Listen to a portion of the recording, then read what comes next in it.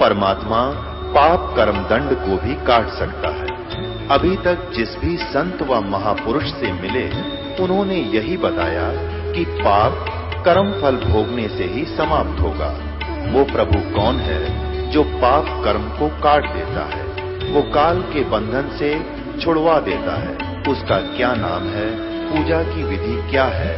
कृपया अवश्य सुनिए जगत गुरु तत्वदर्शी संत रामपाल जी महाराज के अमृत वचन। बड़कन खिलाया करे। अच्छा गुरु जी, अपनी सिद्धि से उन बच्चों के गोरखनाथ जी ने 10 लगा दिए। अब वो 10 लग गए, वो टट्टी करा के लाओ। पहले टट्टी ना हुआ करती जंगल में आसपास, वहां ले जा। एक ने टट्टी करा के लाओ, इतने दूसरा तैयार होया पावे, वो दूसरे रोनता पावे। वो मच्छंद्र कहने का गोरख कि न झटका लिया भाई तो अच्छी तरह। अब दोनों ले गया इकट्ठा ही और पकड़ के चोटी नो हला दिए सिद्धि थे। वह खाल काट लिया, वो शरीर उड़ गिरा। उन्हें नो लटकाया हुआ है अकले गुरु जी। अब वो मच्छंदर एक लाठी ठा और एक इधर अरे कसाई अरे दुष्ट तेने मेरे बालक मार दिए, तेने शर्म नहीं आई, ये क्या रहा है? अरे जाले में तू तो बड़ा निकम्मा आदमी। गोरखनाथ ने बोला गुरुजी आप हमारे गुरुदेव हैं, कुछ भी कह सकते हो, लेकिन आपने कितने बच्चों की हत्या कर दी। तो रानी के साथ रहता है, ना जाने कितने बीज नष्ट कर दिया तने, और क्यों कर्म बिगाड़ो हो गुरुजी। मेरी ज़्यादा कहने का फर्ज नहीं बनता, लेकिन आज मैं दुखी आत्मा से आपको कहना चाह रहा हूँ। मत्सुंदर को भी पता था कि भैया तेरे हित में ही है, पर उसकी बुद्धि बदल गई। कहने का भाव ये है। तो गोरखनाथ जी ने वो अपनी सिद्धि से राजा के शरीर से निकाला। राजा मर गया। अब वहां पहुंचा जहां शरीर रखा था, वो शरीर पाया नहीं, वो खत्म हो गया, फूक रखा था।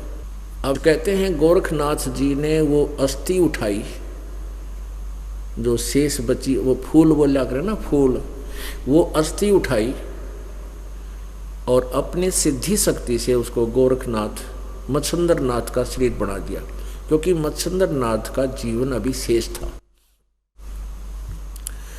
और उसी एज इट इज शरीर बनाकर उसमें वो अपने गुरुजी प्रवेश कर दिया। पुण्यात्माओं आप ध्यान से सुना, तत्व ज्ञान है। जैसे सीता जी को गर्भवती थी, सीता जी घर से निकाल दिया था रामचंद्र जी ने, वो महर्षि वाल्मीकि जी के आश्रम में रहा करती थी। और एक दिन वो वहाँ पर इस लव की उत्पत्ति हो गई थी। वो छोटा सा था, पालने में झूला करता था, और सीता जी अपने कपड़े भी, वाल्मीकि जी के कपड़े भी धोने के लिए दरिया पर जाती थी, और वो बच्चे को वहाँ छोड़ जाती थी और कह जाती थी पिताजी बालक का ध्यान रखना। उस दिन महर्षि वाल्मीकि जी जो है अपनी साधना में लीन थे, और ये तो वो कहेगी एक बार तो बच्चे को छोड़ गई कि पिताजी ये बच्चे को संभालना, मैं कपड़े धो लाती हूँ। तो वाल्मीकि जी साधना करने ही लगे थे। फिर वहाँ जाकर देखा कि गुरु पिताजी ना जाने किस टाइम तक साधना करेंगे और बच्चे को कोई जंगली जानवर उठा ना ले जावे। तो वापस आ गई और उस बच्चे को साथ ही उठा लेगी कि वहीं लेटा लूँगी और कपड़े भी धो लूँगी। कुछ देर के बाद ऋषि जी की अपनी साधना पूरी हुई, खड़े हुए नित्यनेम करके वो उसने देखा वे लड़की कह के गई थी, बच्चा तो कोई ना। ऋषि जी ने सोचा पहले दुखिया बेटी है और ये बच्चा ना पाओगा ना, रो रो कर मर जाएगी। तो उसने एक डाब होती है, एक तीखे से घास होता है, वो डाब तोड़ी, अपनी सिद्धि से उसको एक बालक बना दिया। जब सीता जी वापस आई और लव को गोदी में लिए हुए आ रही थी, तो सीता जी ने पूछा गुरुजी ये किसका बच्चा है? और समझ गए वाल्मीकि जी, अग बेटी आप वाला ही तो है। कि नहीं पिताजी, मैं तो दोबारा आकर के इस बच्चे को साथ लेकर चली गई थी, मैंने सोचा आप साधना कर रहे हो, कोई जंगली जानवर बच्चे ने ना खा जाए। तो वाल्मीकि जी कहने लगा बेटा ये मैंने मैंने ऐसे ऐसे सोचकर इस बच्चे को अपनी सिद्धि से एक बालक और बना दिया, बेटी ये दोनों तेरे ही बालक हैं, दोनों को पाल ले। तो कहने का भाव ये पुण्यात्माओं, ईश्वरीय शक्ति से भक्ति से शक्ति आती है और उससे ऐसे चमत्कार ये साधक ऋषि महर्षि करते रहे, लेकिन मोक्ष नहीं था। पुण्यात्माओं, पूर्ण परमात्मा की शक्ति अपार है। और गोरखनाथ जी मुर्दे को भी जिंदा कर दिया। फिर गोरखनाथ जी चल पड़े और गोरखनाथ जी ने कहा था कि उस मच्छिंद्रनाथ से कहा था, गोरखनाथ जी ने मच्छिंद्रनाथ ने कहा था अपने गोरखनाथ से कि तू मेरा यूँ जोड़ा उठा लीजिए। जब राजा के शरीर से निकला तो वहाँ जब वो मच्छिंद्रनाथ का शरीर बन गया, मच्छिंद्रनाथ अपने शरीर को ग्रहण करके चलने लगा, वो जोड़ा काख में दे लिया थैला। उसमें के था, एक सोने की ईंट थी, सोने की ईंट वह काख में दे रहा सोना, क्योंकि राज अंश को खा के लालची लोभी हो गया। अब गोरखनाथ जी जान गया कि बाबा जी तो बिगड़ गया, गुरु जी तय ये सोने नजे काख में दे रहा है। तो उसने क्या किया कि वो सोने, वो थैला एक कुएं पर पानी पीने लगे, वो थैला उसमें जाड़ दिया कुएं में, वो सोना गिर दिया। अब मच्छिंद्रनाथ कहने लगा, रे निकम में तने जुल्म कर दिया, तने तो नाश कर दिया, यो के करा सोना था सोना यो, और इतने रुपया का उतार न्यो करा और भंडारा करा और एक झोपड़ी गालाओ। अब गोरखनाथ जी ने सोचा बाबा गुरु जी तक कतिये इसकी तो विवेक खत्म हो गया। अपनी सिद्धि शक्ति से एक पहाड़ी थी छोटी सी और उस पर एक पानी का छींटा मार दिया और वो पूरी पहाड़ी सोने की होगी। अगले गुरु जी उठा ले सारी पहाड़ी को ले चलो। पुण्यात्माओं, यदि आज वर्तमान में ऐसे सिद्धि वाला कोई व्यक्ति मिल जाता है, दास की बात ने कोई नहीं सुने, क्योंकि हम तो इन चमत्कार नमस्कार ज़्यादा करते हैं। तो परमात्मा ने इस युग में, इस समय में ऐसे सभी कंडम हो लिए, इनकी पिछली भक्ति साधनाएं थी वो सिद्धियाँ खत्म हो चुकी हैं। अब इनको वो यथार्थ भक्ति मंत्र भी ज्ञान नहीं, सिद्धि प्राप्त करने वाला मंत्र भी इनसे अवॉइड हो लिया, वो भी इनसे समाप्त हो चुका है, वो सिद्धियां भी इनके पास नहीं रही। परमेश्वर कबीर जी की लीला है। तो ये ऐसे ऐसे चमत्कार, मुर्दे को जिंदा कर दे, पहाड़ का सोना बना दिया। और फिर भी परमात्मा ने कहा, मुर्दे कहाँ जीवावता, तू भी मुर्दा माही। परमात्मा ने कहा उस गोरखनाथ से, तो ये मुर्दे जीवा के राजी हो रहा, तू भी एक दिन मरेगा, तेरी भी मृत्यु होगी। तेरे शंकर जी मर गए, ब्रह्मा मर गए, विष्णु मर गए, तू कहाँ रहेगा। तो पुण्यात्माओं, इस ज्ञान से ये समझना है कि कोई ऐसा भी चमत्कार तुम्हें कोई देने वाला मिल जाए और ये मंत्र किसी के पास पृथ्वी पर नहीं है, आप डगमग मत होना।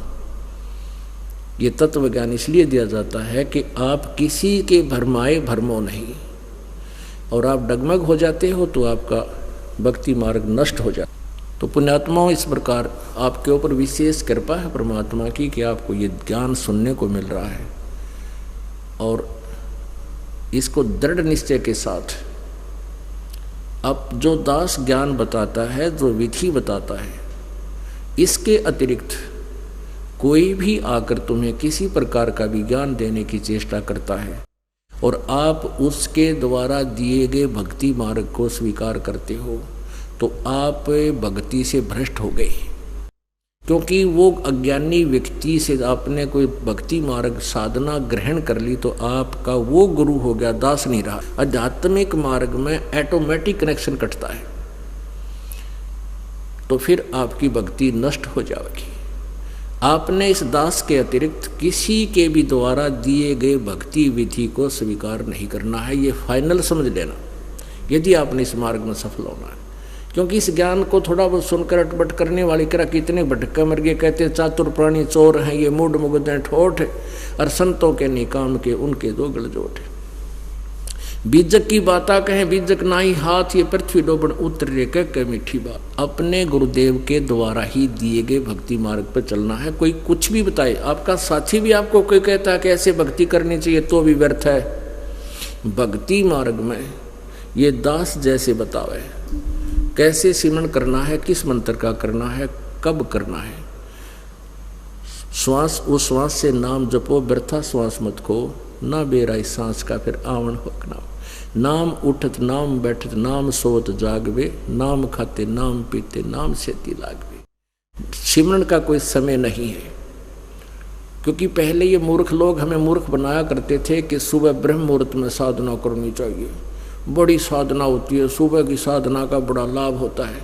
तो पहले ये इसी टाइप के लोग होते थे कि सुबह, पहले हमें कैसे मूर्ख बना रखा था इन साधकों ने, संतों ने, नकलियों ने। एक गांव में क्योंकि साधु संत पिछली भक्ति शक्ति का कोई आ गया, थोड़ी बहुत सिद्धि दिखा दी, उसकी चर्चा होगी, वहाँ डेरा बना दिया, वहाँ और भी कोई, उसके जाने के बाद और भी साधु संत भक्त साधक रहने लगे। और वो क्या करते थे, हमें आप जी को मजदूर बना कर रखते थे। वो सिर्फ इतना ही कहते थे कि तुम साधु संत की सेवा करा करो, तुम्हें बहुत धन लाभ होगा। अब साधु वहाँ एक नगर में, एक गाँव में एक डेरा बना हुआ था, उसमें 5-7 साधु आते जाते रहते थे। और ग्रामीण जो श्रद्धालु होते थे वो उनकी सेवा किया करते थे। वो क्या करते थे, 4 महीने चौमासा वहाँ व्यतीत किया करते थे। और गांव के श्रद्धालु लोग भी हमें धन प्राप्त होगा साधु की सेवा से। और ये भी कहा करते थे कि जो ज़्यादा भजन करता है उसकी सेवा करने से ज़्यादा लाभ होता है, ये उनकी धारणा थी।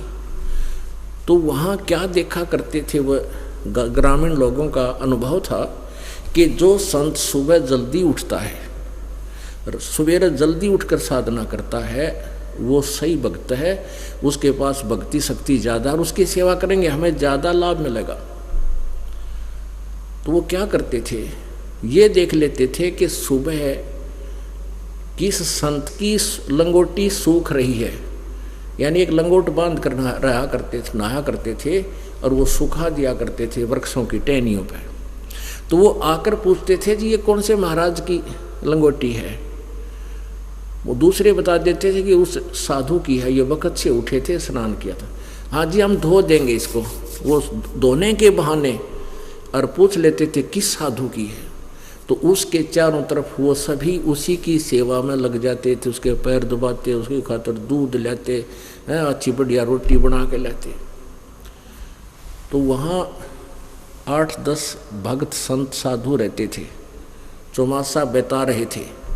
तो एक था निर्भाग सा, आलसी सा, और उसने सोचा भाई क्या चक्कर है, इस व्यक्ति की, इस साधु की बहुत सेवा करेंगे, इसमें क्या राज है, ये कोई सा न्यारा भगत भी ना दिखता। तो उसको धीरे धीरे पता चला कि ग्रामीणों ने, सेवादारों ने क्या परख रखी है कि जिस संत की लंगोटी सबसे पहले दोही पा जा, सूखती पा जा, उस शहर ने पूछ ले या किसकी है। तो वो उन्होंने एक सेलेक्ट कर रखा था। वो 4 बजे उठा, 3 बजे उठा करता सुबह, और फिर नहा धो कर भजन करता था। अब उन्होंने ये तो पता नहीं अंदर भजन करें हैं क्या करें, बाकी लंगोटी का हिसाब ला रखा था कि सबसे पहले उठा तो नहाया भी, नहाते थे वह, तो नहाया है तो ये भजन करता। तो वो एक और था अकबैयो, तो ये सारे के सारे इसके पीछे लग गए, बड़ी बात बिगड़ी, हमने कोई पूछता है को ना। वो क्या करता, 1 बजे उठ लेता, उठ के और वह लंगोटी नहाया भी ना करता, लंगोटी भेक है और सबसे पहले सुखा देता।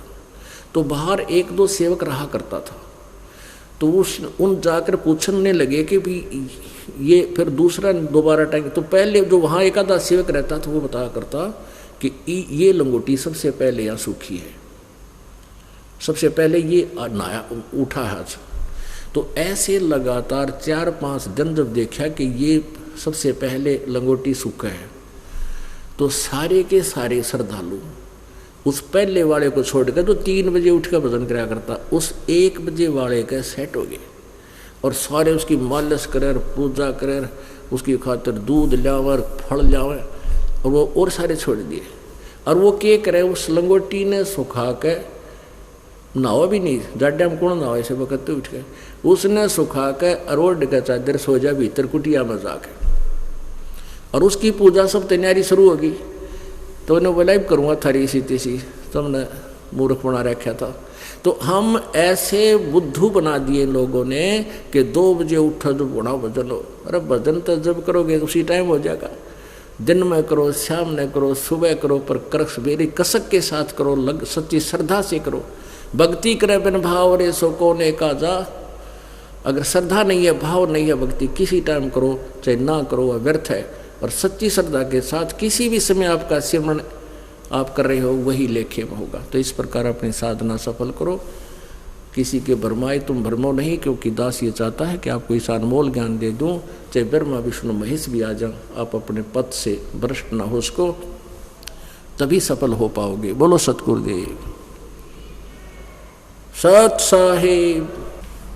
परमपिता परमात्मा पूर्ण ब्रह्म सर्वश्रेष्ठी रचनहार कुल मालिक कबीर देव कबीर साहब अल्लाह अकबर पूर्ण ब्रह्म जी की असीम कृपा से आज ये चंद पुण्यात्माएं सत्संग श्रवण करने के लिए उपस्थित हुई। सकल पदार्थ है जगमाही, कर्महीन नर पावत नाही। परमात्मा ने समय समय पर आकर के अपने अनमोल ज्ञान का प्रचार स्वयं भी किया, अपनी प्यारी आत्माओं को भी समय समय पर भेजकर अपने दृढ़ भक्तों को, विशेष पुण्य आत्माओं को यहाँ संसार में भेजा, फिर स्वयं आकर उनको मिले, अपने यथार्थ ज्ञान से परिचित करवाया। उन्होंने भी फिर यही ज्ञान, परमात्मा वाला ज्ञान, फिर उन्होंने जनसाधारण को बताया। परमेश्वर कबीर देव जी स्वयं भी यहाँ आते हैं। प्रत्येक युग में वो एक ऐसी लीला करते हैं, एक जीवन जनसाधारण की तरह जीकर, जनसाधारण की तरह सब कर्म करते हुए वो हमारे लिए एक उदाहरण पेश करते हैं कि एक अच्छे नागरिक का कैसा आचरण होना चाहिए, एक सुयोग्य शिष्य का कैसा बर्ताव और व्यवहार होना चाहिए, और एक तत्वदर्शी संत कैसा होना चाहिए, उसको कैसा ज्ञान होना चाहिए। सतगुरु भी वे स्वयं थे, जगत गुरु भी वे स्वयं थे, हैं और रहेंगे। वो परमेश्वर भी स्वयं हैं, परंतु हम अज्ञान के कारण परमात्मा को पहचान नहीं सके, जिस कारण से अब हम अभी तक यहाँ भ्रम भटक रहे हैं। परमेश्वर कबीर जी ने ही सर्व सृष्टि को ज्ञान दिया है जो यथार्थ ज्ञान है। किसी भी संत या पंथ की कोई पुस्तक आप देख लीजिए या उनके प्रवचन सुन लीजिए, परमात्मा कबीर जी की अमृतवाणी का सहयोग वो अवश्य लेते हैं, क्योंकि इस परमेश्वर की अमर ज्ञान बिना उनका थोड़ा बहुत जो वो जैसा जानते हैं वो भी प्रभावशाली नहीं बन पाता, क्योंकि परमात्मा की अमर वाणी में बहुत पावर है, शक्ति है। ये आत्मा को झंझोड़ कर रख देती है। आत्मा को यहाँ इस जीव को कालबली ने अपने तीनों पुत्रों के द्वारा बेहोश करवा रखा है। ये वास्तविकता से अपरिचित हो चुका है। तीनों गुण, रजगुण ब्रह्मा जी, सतगुण विष्णु जी, तमगुण शिव जी, इन त्रिगुणमयी माया के द्वारा इस जीव के ऊपर बहुत जबरदस्त प्रभाव डाला गया है। और ये प्राणी केवल यहीं तक सीमित हो गया है कि जैसे मानव शरीर मिला, युवा हुए, ब्याह हुआ, शादी हुई, फिर बालक हो गए, फिर उन बच्चों की परवरिश कर दी, उनकी विवाह शादी कर दी और फिर मृत्यु होगी। इसी क्रिया को, इसी कार्य को अंतिम रूप दे रखा था। उस परमात्मा ने आकर हमें ज्ञान कराया कि तुम केवल इस कार्य के लिए नहीं आए हो, ये तो तुम्हारा संस्कार है, ये तुम्हारा प्रारब्ध है, इसको तो तुमने जैसे तैसे करना ही है। इसके साथ साथ आप जी ने एक आवश्यक कार्य और करना था जो मानव शरीर का मूल कार्य है, वो तुमने शुरू भी नहीं किया, प्रारंभ भी नहीं किया। उसके लिए परमात्मा अपनी अमृतवाणी में बताते हैं, कबीर नौबत आपनी दिन 10 ले हो बजाए, ये परपटन ये गली बहुर न देखो आए। कबीरा नौबत आपनी, जिसका जैसा भी संयोग है, जैसा संस्कार है, जैसा प्रारब्ध है, ये 10 दिन के लिए आपका बना हुआ। 10 दिन में यानी कुछ ही समय के लिए। आप जी ये सोचते हैं कि जैसे मनुष्य जीवन 80-90 वर्ष तो होता ही है। आज तो 80 और 90 के दौर में पहुंच चुके हैं जो व्यक्ति, जो बहन भाई माई बुजुर्ग, उनसे पूछकर देखो, उनको ऐसा लगता है जैसे पूरा जीवन एक क्षण में व्यतीत हो गया हो। 80-90 वर्ष उनको ऐसा लगता है जैसे कल की बात थी, सारा इतिहास उनके सामने आ जाता है। और हजार वर्ष तक भी यहाँ पृथ्वी पर रहकर चले गए, उनका भी जीवन अंत हो गया। उनको भी ऐसा लगा जैसे कल की बात थी। तो यहाँ परमात्मा कहते हैं, कबीरा नौबत आपनी 10 दिन लो बजाए, और ये परपटन ये गली बहुर न देखो आए। जिनका नौबत बाजती मंगल बनते बार, एक हरि के नाम बिन वो गए जन्म सभार। राजाओं के विषय बता रहे हैं परमात्मा कि जिनके बाजे बाजा करते थे। आप देखते हो गवर्नर हाउस में और राष्ट्रपति हाउस में एक ऐसा कक्ष, ऐसा स्थान बनाया जाता है जहाँ अब तो ऑटोमेटिक कंप्यूटराइज हो गया, अपने आप बाजे बजते रहते हैं। पहले नौकर सेवकों की ड्यूटी लगाया करते थे, वो बाजे बजाते रहते थे, उसमें नौबत बाजती ही रहती थी। वो राष्ट्रपति हाउस में और गवर्नर हाउस के अंदर ऐसा व्यवस्था होती है। तो परमात्मा कहते हैं, राजा लोग जिनके नौबत बाजा करती थी और हाथी द्वार पर बांधा करते थे, हाथी रखते थे जो राजा लोग, अपने ये शोभा दिखाते थे कि इस राजा के पास 100 हाथी है।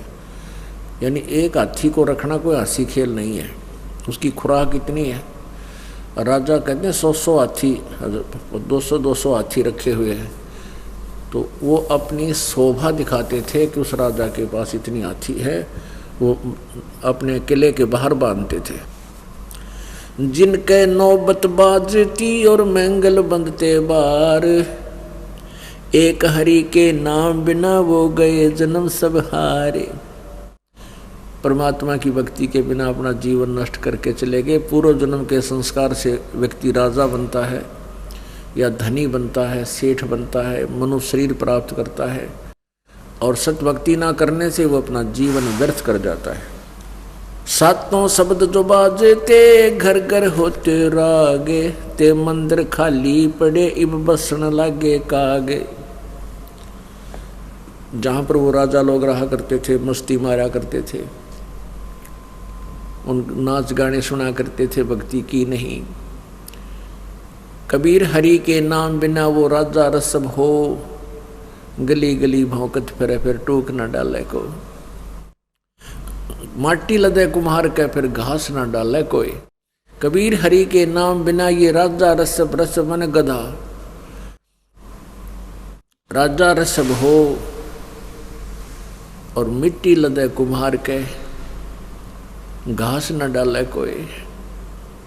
यहाँ बताते हैं, सातों शब्द जो बाजते घर घर होते राग, और ते मंदिर वे महल इब खाली पड़े, उनमें बैठन लगे काग। यानी कोई नहीं रहा, सब चले गए अपना कर्म करियाना बेच के।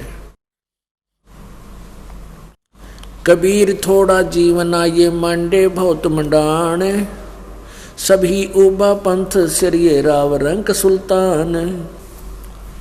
एक दिन ऐसा होएगा सबसे पड़े बिछो होए, राजा राणा राव रंक सावधान क्यों न होए। उजड़ खेड़े ठीकरी ये गड़गड़ गए कुम्हार, रावण जैसे चले गए वो लंका के सिकदार। कबीर ऊंची दिस से धौल रहा मांडी चीती पोले, एक हरि के नाम बिना यो जम्मा रहेगा रोले। कितनी प्यारी वाणी, कितनी आत्मा को झंझेड़ने वाली वाणी परमात्मा कबीर जी की है। ये वो सच्चिदानंद घन ब्रह्म की वाणी है जो आत्मा को सचेत करती है। इसके सुनने से ये तीनों गुणों का प्रभाव हट जाता है और फिर रुचि बनती है परमात्मा में। क्या बताते हैं? ऊंचा दिस से धौलरा और मंडी चीती पोल। क्या आपने मकान के ऊपर बढ़िया चित्रकारी कर रखी है, अच्छा संगे मरमर ला रखा है, टाइल लगा रखी हैं। परमात्मा कहें भक्ति ना करी तो यो काल तुम्हारी रोल मार रहा है। रोल मारना मीन आपको मूर्ख बना रहा है, आपको भ्रमित करके ठग रहा है। ऊंचा दिस धौलरा मांडी चीती पोल, एक हरि के नाम बिना यो जम मारेंगे रोल। कबीर देवल ढह पड़ा ईंट बही संग सवार, कोई चेजारा चिन गया मिला न दूजी बार। कबीरा देवल ढह पड़ा ईंट रही सवार, करते जारा से प्रीतड़ी जो ढह न दूजी बार।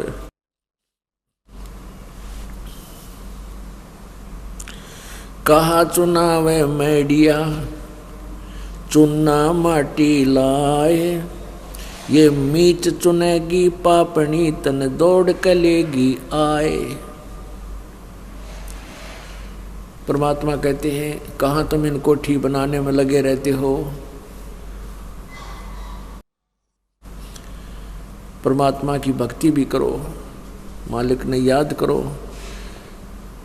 और मीच चुनेगी पापनी और दौड़ के लेगी आए, कि तुझे यह मौत अचानक उठा ले जाएगी। एक समय की बात है, एक व्यक्ति रोहतक के अंदर छोटू राम चौक के पास, उसके साथ में एक बहुत बड़ी मार्केट बनाने लग रहा था। पुराने मकान को वहाँ तोड़ ताड़ के मोल लेके, कहते हैं वो आधिक बनी थी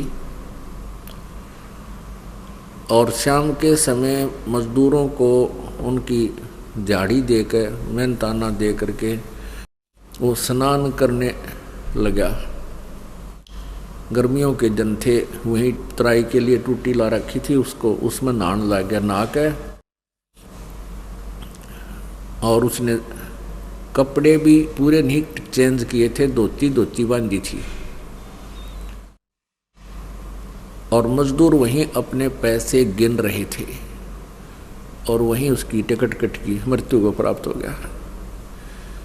अब उसकी कितनी आशा थी, इसमें मार्केट बनाऊंगा, एक एक दुकान के 10-10 हज़ार रुपये महीने की किराया मिलेगा, ऐसे कर दूंगा वैसे कर दूंगा। तो परमात्मा कहें यो काल रोल मार रहा थरी, ये तुम्हें धोखे में रखा हुआ है। जो काम तुमने करना था वो तुम कर नहीं रहे। उसके लिए परमात्मा रह कर ये आवाज लगाते हैं, ये वाणी और सत्संग की व्यवस्था करवाते हैं ताकि ये बोली आत्मा भगवान को पहचान सके।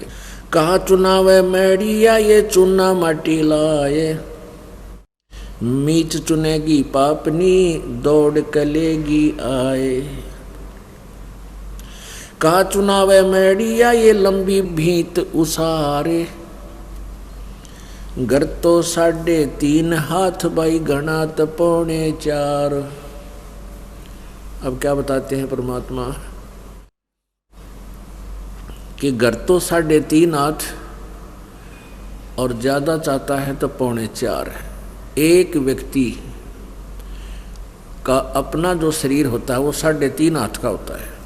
एक व्यक्ति का अपना शरीर, उसके अपने ये हाथ यहाँ कोहनी से लेकर पूरी उंगलियों का एंड तक इतनी मेजरमेंट जो है ये एक हाथ कहलाता है और 3.5 हाथ का शरीर होता है। तो परमात्मा कहते हैं घर तो 3.5 हाथ और घना तो 3.25 और घना करे तो 1 फुट और बढ़ा ले बस, यानी 1 चारपाई पर सोना है और अपने 1 हाथ के बराबर ही इंसान की चौड़ाई होती है। तो यह एवरेज निकाल के दी है। कहने का भाव यह है कि कम से कम व्यवस्था करके अपने रहने की, आपदाओं से बचने की मालिक याद गढ़ा करया करो, परमात्मा में ज़्यादा समय लगाओ। या माया जोड़न के अंदर दिन रात लगे रहते हो। हमने अपना जाल फंसने के लिए काल के जाल में आप पे बुन लिया मकड़ी के सा जाला, और इस काल ने करवा दिया सारा काम। अब पुण्यात्माओं, जैसे मकान बनाते हैं, मकान इतना बनाओ आपका काम चल जाए। बेमतलब पैसे को बर्बाद करना, फिर वो पैसा आता कैसे है पता नहीं, कहाँ कहाँ के अटकलबाजी, कोई चोरी की तो ठगी की, तो कहीं पर मिलावट या कोई और झूठ कपट अटपट करके माया जोड़ी जाती है। और फिर वो कहाँ लगाता है, थोड़ी सी ज़्यादा हो जाएगी तो मकान बना होगा। मकान भी न सोचेगा कि आसपास के क्षेत्र में तेरे इस कॉलोनी में 1 नंबर का हो, दुनिया ने देखा कि उसकी बहुत बढ़िया कोठी है।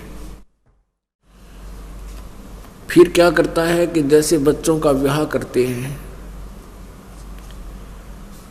फिर उसमें वो पैसा बेमतलब व्यर्थ करते हैं। अब पुण्यात्माओं, बच्चों का ब्याह होना है, उसको कति सिंपल साधारण तरीके से करना चाहिए।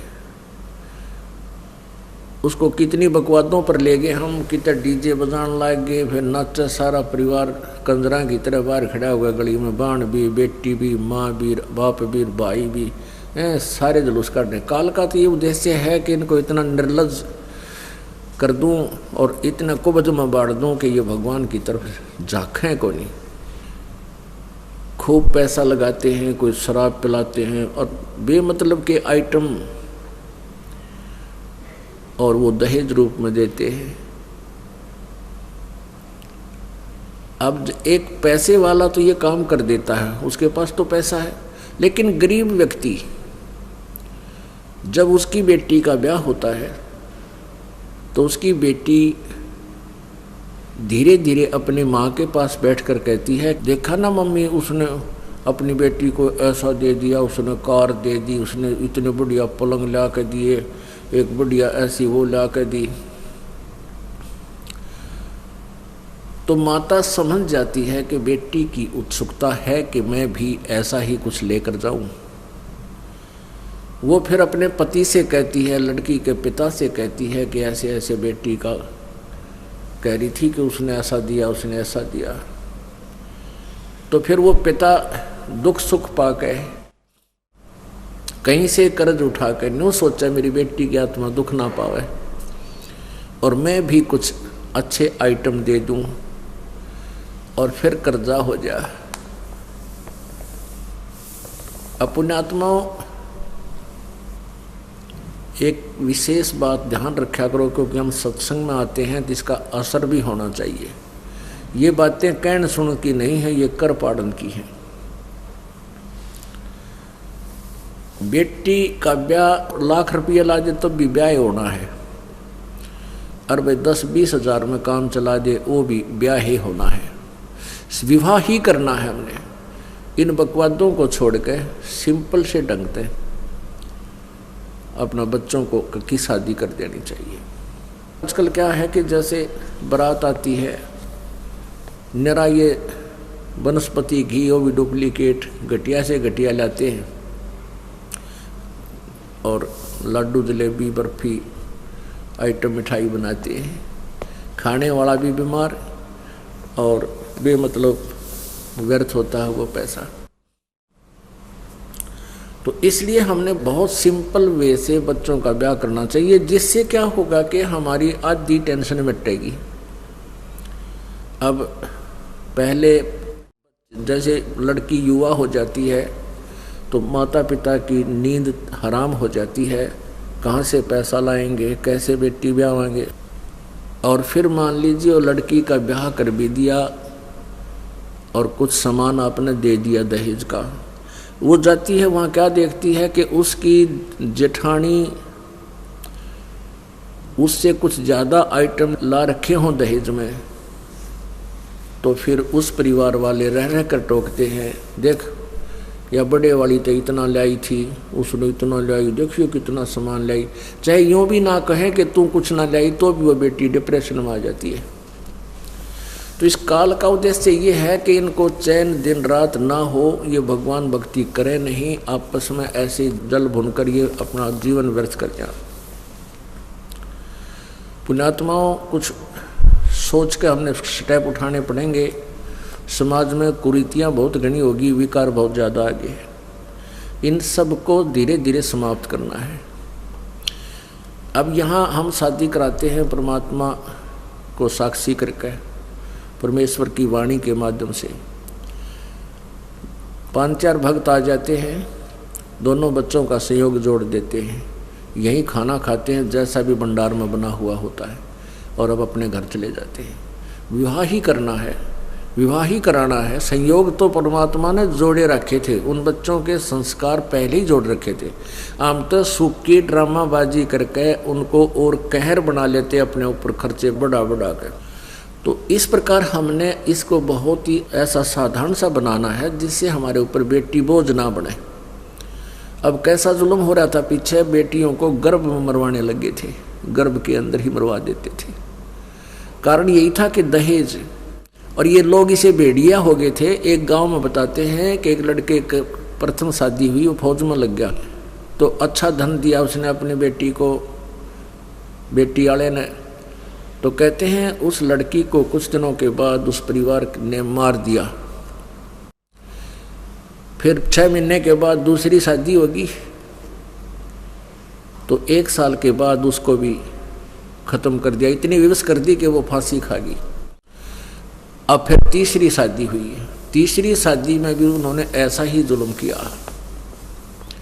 तो तीसरी वाले ने फिर क्या किया, पुलिस की हेल्प ली। पहले ये कानून नहीं बना था, तो उसने अपना पुलिस की हेल्प ली, कोई जानकार था उसका, कोई अच्छा बड़ा अधिकारी, और कुछ गांव वालों की हेल्प लेकर वो गांव में गया और अपनी लड़की का सारा सामान उठा ले गया, उसके ऊपर केस किया।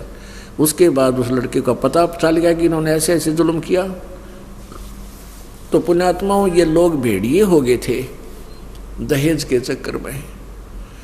तो हम अपने पैर पे आपको वाड़ा मारते हैं, हमने इसको इतना बॉन्डर बना लिया। अब जैसे क्या करते हैं, दहेज में एक और बीमारी है कि जैसे लड़की जहाँ जाएगी उनको अगली बोलते हैं, और उन अगलियाँ के फिर और अगले, यानी कहीं और रिश्तेदारियों की, उन सब के कपड़े सूट आदि ले करके यहाँ लड़की ने जाने पड़ते हैं, यानी बहू को लेके आने पड़ते हैं उन अगलों के लिए। फिर क्या करते हैं, वो फॉर्मेलिटी करते हैं कि अगलियाँ की कितनी कपड़े बनेंगे, कितने सूट, अगलियाँ के 20। तो उन 20 के लिए कपड़ा ऐसा घटिया सा लाकर सेलेक्ट करके वो कितना काम ना और 20 आइटम बना देते। और उनको क्या करते थे, वो पहले जहाँ आगे लड़की लेके जाती थी अपने ससुराल में, ससुराल वाले उन अगलियाँ वाली को अलग रखते थे, उन उस कपड़े को। वो फिर अपनी बेटी न अगलियाँ के दे देते थे। वो तीड़ कदे प्रयोग में नहीं आते थे, वह सूट आगे से आगे उस चक्कर में वो पट्टे जाते, गड़ जाते रखे रखे उन ट्रंकों में। ऐसी बुराइयां हमने अपने आप लगा लिए, कुरीतियां हैं ये भी साथ के साथ हमने अब समाप्त करनी है, ज्ञान के साथ। वैसे कोई जोर जबरदस्ती से नहीं। अपने आत्माओं, ऐसे ऐसे उदाहरण मेरे बच्चे परमात्मा की प्यारी आत्मा ऐसा समझने लगे इस ज्ञान को, इस मार्ग को, और इन बुराइयों से ऐसे बचने लगे कि अब लड़कियों का ब्याह कराया हमने, तो लड़के वाले ने स्पष्ट कह दिया उस लड़की वाले से कि हमारे घर पर कुछ लेकर नहीं आओगी, ना ट्रंक ना कोई और, एक सूट पैर का जी, ये बस अपना, अगर आपने ये मंजूर है तो हम शादी करेंगे। लड़के वाले बोलते, दोनों ही भगत थे। तो फिर लड़की वाले ने क्या चिंता थी, भाई ठीक है जैसे आपकी इच्छा। हम चाहते थे कि जैसे लड़की का हक है, यहाँ रही है, उसकी यहाँ संपत्ति में भी हिस्सा है, हम उसका प्रयोग कर रहे हैं, तो तो हम चाहते थे 10-5 हज़ार का कुछ तुम्हें कपड़ा वपड़ा दे देते, और वो भी मना कर दिया। ऐसे ही दूसरी लड़की, यहीं वो भक्त सेवा करता है, कृष्ण भक्त करशोड़े थे, उनकी 2 लड़कियों की शादी हुई, और दोनों ही लड़के वाले इतने भाग्यवान, उन्होंने कुछ नहीं लिया और अपने आप उन लड़कियों के लिए ट्रंक, जो उन्हें अलमारी चाहिए, कोई बेड आप मोल ले आए। पुण्यात्माओं, लड़की एक बहुत ही पुण्यकर्मी प्राणी होती है, कन्या कहते हैं इसको, और ये बेचारी अपने पिता के धंधा करती है सारा दिन और आगे जाके फिर अगले के कमाया करे। तो लड़की को हमने एक बोझ बना लिया था अपने सिर पे। अब ये लड़की चाहे कितनी हो जाइयो, हमारे ऊपर बोझ नहीं पड़ेगा और फिर हमारी भक्ति में बाधा नहीं बनेगी, क्योंकि लड़की का विवाह जहाँ किया जाता है वो भक्त भी दयालु होते हैं, भगवान से डरने वाले होते हैं। तो अन्य समाज में जो शादी करने से पहले यह चिंता हो जाती है कि बच्ची गेला सलूक कैसा करेंगे वो ससुराल वाले। 10वें दिन फोन आ जाता है लड़की का कि सासू ने बोली, ससुरा ने बोला और ननंदिया बकवाद कर रही है। और भक्तों में जब शादी हो जाएगी, अगर वो भक्त होंगे, उनमें दया होती है, वो कोई इस प्रकार की टॉर्चर उस लड़की के साथ नहीं करते। तो इस प्रकार पुण्यात्माओं, आपका भी जीवन सफल होगा और बेटी जिसने ब्याह दी वो माता पिता भी अपना सुख का सांस लेते हैं। इस प्रकार हमने इस भक्ति के साथ साथ इस बोझ को हल्का कर लेंगे। फिर हमने 20% दौड़ धूप करनी पड़ेगी पेट के लिए। अब हम 99% पेट के लिए धक्के खाते फिरते, फिर भी पूरा नहीं हो रहा, क्योंकि हमने अपने साथ बकवाद घड़ी लगा ली। ब्याह शादी में कार लेंगे, कार देवांगे, फलान देवांगे, फिर कोठी बड्डी गाड़ांगे, फिर भात बना लिया ऐसा जुगाड़। अब पुण्यात्माओं, इस बात की हमने कतई आवश्यकता नहीं है। हमने अपनी बेटी की शादी कर दी और हमने उनको भगवान का सहारा दिलाना चाहिए, परमात्मा से जोड़ देना चाहिए। फिर वो परमात्मा की भक्ति से ही शक्ति उनमें आएगी, उनके गुजारे बढ़िया होंगे। ना किस्मत में होगा तो भी कबीर परमात्मा अपने उन बच्चों को सुख देगा, भक्त धन देगा। तो हमने ये भात की रिवाज बना रखी है। अब क्या करते हैं, जैसे बाती जाते हैं उस दिन क्या करते हैं, उनके लिए वहाँ गेट का ऊपर एक चौकी बनाई जाती है, पाटड़ा, और आगे फिर उसके चित्रकारी ही करते हैं और तिलक लगाओगे बातियाँ गए, फिर उनका माला डालेंगे, वो बहन का माला डालेगा। तो इस तरह के जो ड्रामाबाजी ये क्यों शुरू हुई, लालच और लोभ में। अब ससुराल वाले उस लड़की को कहते हैं कि तेरे भाइयों की बढ़िया सेवा करिए, या अच्छा धन देंगे, अच्छा बात भरेंगे। मान लिए उन्हें 1500 रुपये दे दिए बात में कि सारी उम्र का काम हो गया वो। तो ये उन पर भी बोझ। अच्छा, फिर कपड़े, जैसे शादी होती है हम देखा करते तो सबके नए कपड़े बनवाया करते, रिश्तेदार आ जाते, बहन बेटियां आ जाती, अपने घर वालों के भी, यानी ब्याह वो जो लड़का लड़की का संयोग जोड़ने में जो खर्चा थोड़ा होया करता, ये बाकी ड्रामाबाजी में बेगन हो जाया करता। तो हमने इन सब को, जैसे हम भात में जाते हैं और हम अपनी पूजा कराते हैं, तिलक आदि लगवाते हैं, ये नहीं लगवाना चाहिए, क्योंकि हम जीव हैं। अगर हम भक्ति पर लगे हुए हैं और हम दूसरे से अपनी पूजा कराते हैं तो परमात्मा रुष्ट हो जाता है, आपका नाम खंड हो जाएगा। हमने यहाँ अपना टाइम पास करना है। और जैसे आपकी बेटी अब ब्याह दी आपने, और किसी कारण से उन बच्चों ने कोई कार्य करना है, मान लीजिए वो कोई दुकान करना चाहते हैं या कोई और व्यापार बिजनेस करना चाहते हैं, उनको पैसे की आवश्यकता पड़ जाती है, आपसे आते हैं तो उनको एज ए लोन दो, एज ए लोन दो, उधार दो, बगैर किसी इंटरेस्ट के। उनकी मदद करना चाहो तो ऐसे करो और उनको अपने पैरों पर खड़ा होने का आदी बनाओ। बेटा भगवान ने याद रखो और अपनी तुम धंधा करो और तुम्हारे पैसे हो जाए जब दे देना, दबाव नहीं तुम्हारे पर। अगर मदद करना चाहते हो इस तरीके से करो, बहन को करो, अपनी बेटी को करो, या कोई और रिलेटिव है उसको करो, ऐसे करो। तो इस तरह फिर क्या होगा कि आपके ना तो उन बच्चों पर वजन होगा, अपने पैरों पर खड़ा होना वो सीखेंगे, और कम से कम खर्च करने की चेष्टा करो। इसलिए हम इस माया की दौड़ धूप में जो 99% समय व्यर्थ करते हैं। 99 का अर्थ है कि जैसे दिन में जोड़ तोड़ गया, सपने फिर उसे आएंगे, रात को भी वही टाइम वेस्ट हो रहा है। अब यदि हम भक्ति ज़्यादा करेंगे, सत्संग ज़्यादा सुनेंगे, तो स्वप्न भी हमने भगवान की वाणी याद आया करेगी, स्वप्न में परमात्मा की चर्चा होगी या सिमरन शुरू हो जाया करेगा, तो हमारा ज़्यादा समय फिर भगवान की भक्ति में लगा करेगा, हमारे वजन हल्का हो जाएगा। अब क्या है कि जैसे एक रक्षाबंधन का त्यौहार आता है, रक्षाबंधन के त्यौहार पर बहनें अपने घर जाती हैं, अपने भाइयों के राखी बांध गाती हैं। किस लिए बांधती हैं? कि भैया मेरी रक्षा करना। पुण्यात्माओं, जो रक्षक है उसका तो हमें पता भी कोई नहीं। वैसे तो बहुत जगह ऐसी घटना घटी है। एक बहन बता रही थी कि जी मैं इस आपका उपदेश लेने से पहले अपने घर गई, अपने भाई का राखी बांधन, इकलौता भाई था, और वो क्या हुआ कि मैं घर पहुंची, 1 घंटे के बाद पता चला कि भाई दुर्घटना में मर गया। अब वो राखी रुखी तब भूल गई, टक्कर मारने द्वारा के। पुण्यात्माओं, हम यही प्रार्थना करते हैं कि हमने सारे उल्टे विपरीत रास्ते अपना लिए।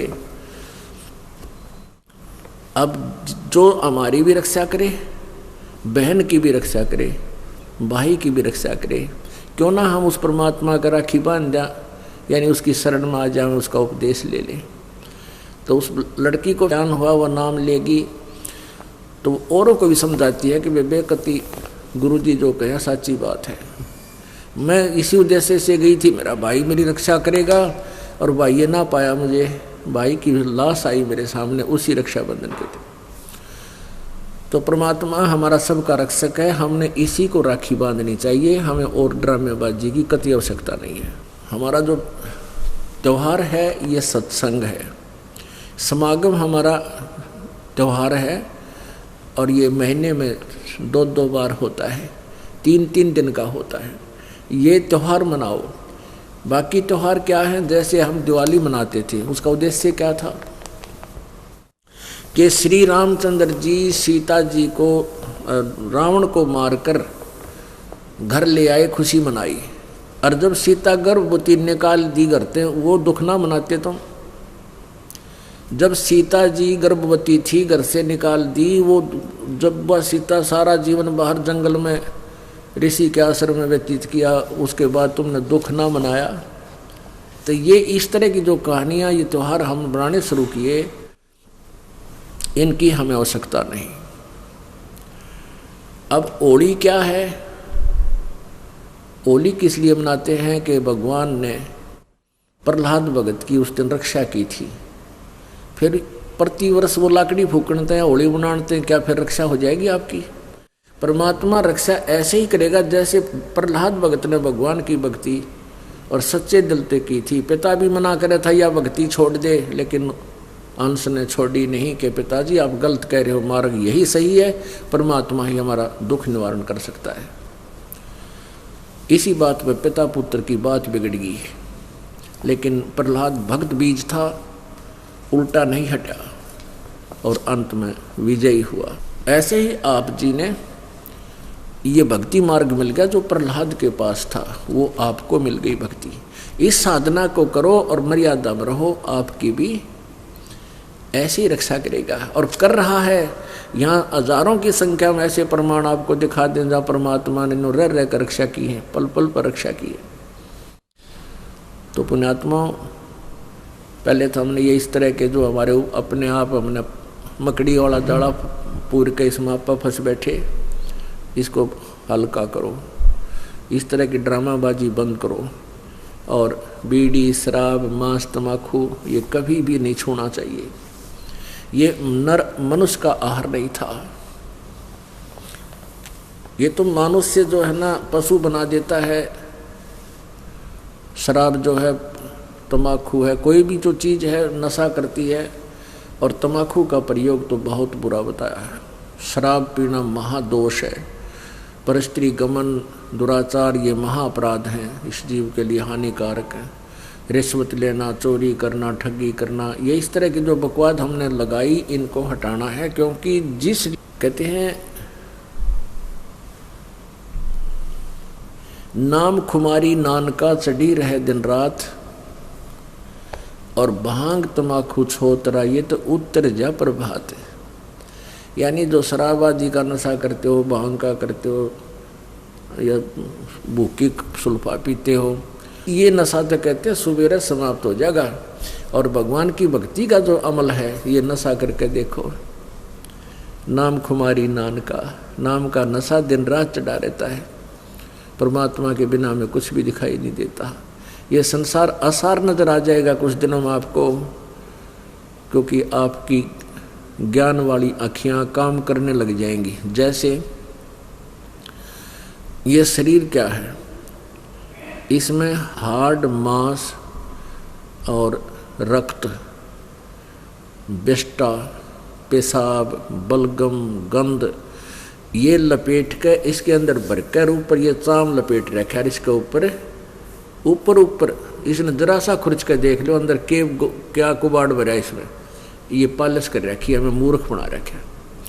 आपको कभी कोई कुत्ता मरा हुआ देखा हो सड़क के ऊपर एक्सीडेंट में, और उसकी आंतें इतने लंबे दूर तक पड़ी और वो चाम सड़क के चिपक जाता है, टट्टी कहीं निकल कर पड़ी हुई है। तो पुण्यात्माओं यही जुगाड़ आप जी के शरीर में है। और हम इस काल ने हमारे को यहाँ इतना मूर्ख बना रखा है कि हम इसी शरीर के ऊपर लगे रहते हैं, इसके ऊपर हर तरह से श्रृंगार करने में, फंड करने में। परमात्मा की भक्ति अगर इस मिट्टी पे कर ली तो यह मिट्टी सफल है, अन्यथा इस मिट्टी का कोई यूज नहीं। कहते हैं पशु के चाम की पातन बन जा, पातन कहते हैं जूतों को, और नौबत और नंगाड़ा, यानी पशु के चाम का ये बाजा बजाने के ढोलक ढालक भी बन जाते हैं। लेकिन नरदे ही किसे काम न आवे, जलबज हो जा छारा, या मनुष्य का चाम तो ये भी काम ना आवे। इतना घटिया है ये शरीर, यदि इससे परमात्मा की भक्ति नहीं की। परमात्मा की भक्ति भी सतनाम से, सच्चे नाम से, पूर्ण संत से उपदेश लेकर की जाए तब इसकी सफलता है। तो कुछ दिनों के बाद आपको यह संसार बिल्कुल असार नजर आने लग जाएगा, आपकी ज्ञान वाली आँखियाँ खुल जाएगी। ये मिट्टी जो हमें मिली है, ये मनुष्य शरीर, ये सस्ता नहीं है। यदि इससे भक्ति की जाती है तो ये बहुत काम की चीज़ है।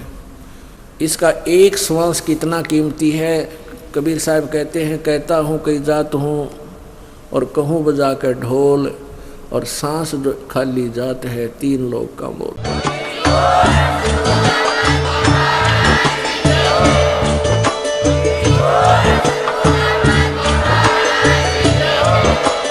आप सुन रहे थे जगत गुरु तत्वदर्शी संत रामपाल जी महाराज जी के मंगल प्रवचन। अधिक जानकारी के लिए विजिट कीजिए हमारी वेबसाइट www.jagatgururampalji.org। संत रामपाल जी महाराज जी के शुभ आशीर्वाद से पूरे विश्व भर में 500 से भी ज्यादा नाम दीक्षा केंद्र हैं, जिन पर संत रामपाल जी महाराज जी द्वारा ऑनलाइन निःशुल्क नाम दीक्षा दी जा रही है। अपने नजदीकी नाम दीक्षा केंद्र का पता करने के लिए संपर्क करें 8222880541।